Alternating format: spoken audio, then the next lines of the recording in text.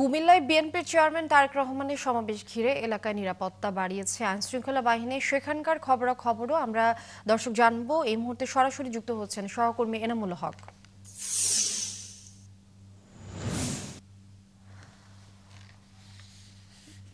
এনামুল হক, আপনি নিশ্চয়ই শুনতে পাচ্ছেন। কুমিল্লায় কখন আসবেন তারেক রহমান, এই মুহূর্তে আপনার কাছে কি তথ্য রয়েছে এবং সমাবেশ ঘিরে প্রস্তুতি কেমন দেখছেন? সেখানে দলীয় নেতাকর্মীদের পাশাপাশি সাধারণ মানুষের উপস্থিতি কেমন রয়েছে?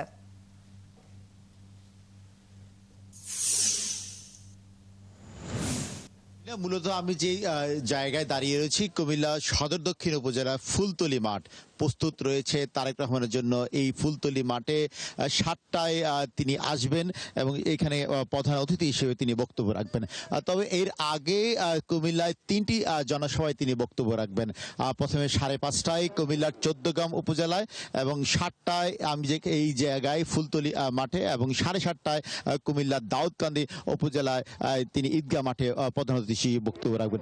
দীর্ঘ ২৩ বছর পর তারেক রহমান এই কুমিল্লায় আসছেন এবং এই তারেক রহমানকে কেন্দ্র করে কুমিল্লার বিএনপি নেতাকর্মীদের মধ্যে একরকম তারেক বসন্ত হিসেবে তারা উল্লেখ করেছেন। তার কারণ হচ্ছে দীর্ঘ ২৩ বছর পর ২০০২ সালে প্রথম তিনি কুমিল্লা স্টেডিয়ামে ইউনিয়ন পরিষদের কর্মীদের মাধ্যমে বক্তব্য রেখেছিলেন। তার দীর্ঘ ২৩ বছর পর আজ তিনি কুমিল্লায় আসছেন। তার দিক নির্দেশনামূলক বক্তব্যের মধ্য দিয়ে কুমিল্লার ১১টি আসনে বিএনপি যে জোয়ার বইছে সেই জোয়ারের গতিবেগ বাড়বে এবং আগামী দিনে এই ১১টি আসনে বিএনপি জয়যুক্ত হবে বলে সাধারণ নেতাকর্মীরা বলছেন। রাতভর সেখানে নেতাকর্মীর উচ্ছ্বাস উদ্দীপনা ছিল এবং আজকে এই মাঠে জেলা বিএনপি বলছে প্রায় ৫ লক্ষাধিক নেতাকর্মীর সমাগম ঘটবে, তারা আশা প্রকাশ করছেন।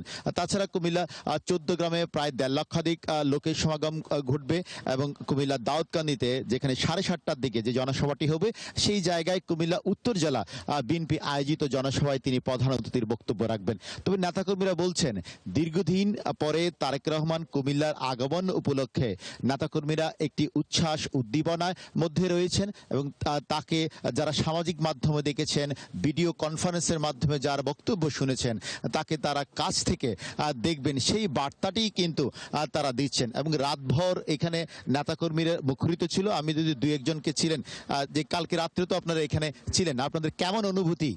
ইনশাল্লাহ আল্লাহর রহমতে আমাদের ৫ থেকে ১০ লাখের উপরে লোক হতে পারে। মূলত হচ্ছে তারেক রহমান যেখানে আসছেন সেখানে মধ্যে ছাত্রদল বারবারে বলছে যে বসন্ত ছুঁইছেই।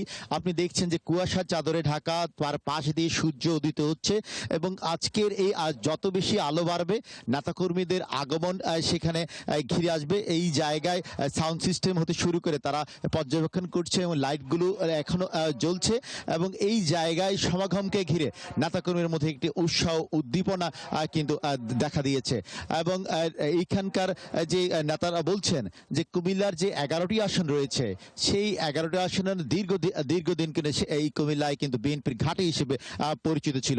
আমরা শুধু অপেক্ষার প্রহর গুনছি কখন সেই বিকেল হবে। এই মঞ্চে তারেক রহমান কুমিল্লার নেতাকর্মীদের উদ্দেশ্যে এনামুল হক, অনেক ধন্যবাদ যুক্ত হবার জন্য। দর্শক, কুমিল্লা থেকে আমাদের সহকর্মী এনামুল হক যুক্ত ছিলেন। আমরা